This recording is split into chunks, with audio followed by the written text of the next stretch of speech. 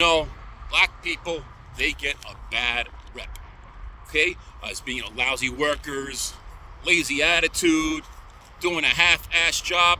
This may be true in some cases, but white people can be lazy and entitled as well.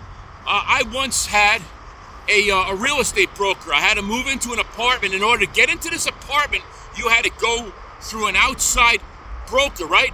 This was a no-show broker. So this individual was collecting a commission, although they were not. They were doing it over the phone with me. Oh, go knock on this person's door and ask if they could let you into the.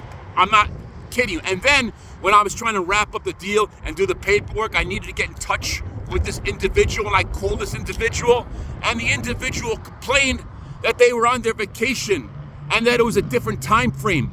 It was 6 a.m. where they were, and how dare I call them on their vacation. Then I worked for a company where you got paid, I think it was once a week. I forget, it was once a week. They were too cheap to set up direct deposit, so you had to go into the office and pick up a paycheck. And I remember going there and there wasn't a paycheck, or the office was closed, and I remember texting my boss, and he's like, can we do this next week? I'm very busy right now. Okay, that's another sense of entitled, lazy-ass white people. Then I had another job where the boss, she informed us that we're all laid off, but she got to keep her job, but we got laid. It was a merger. Another company took them over. She got to keep her job, and it was like a month, 2 months, hadn't got my paycheck.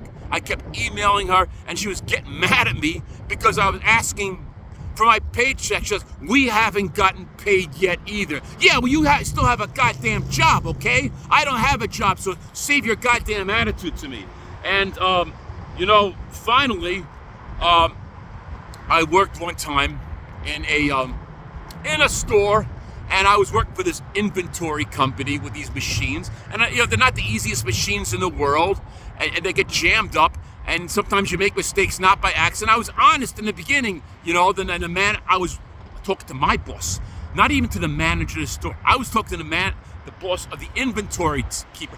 Look, I just want you to know, I'm a little slow. I make some mistakes, but I'm willing to try as hard. And the managers looked at me with these stone cold, Dick Cheney, gray eyes. No mistakes.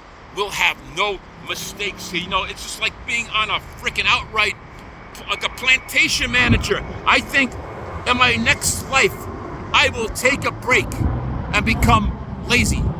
It's my time.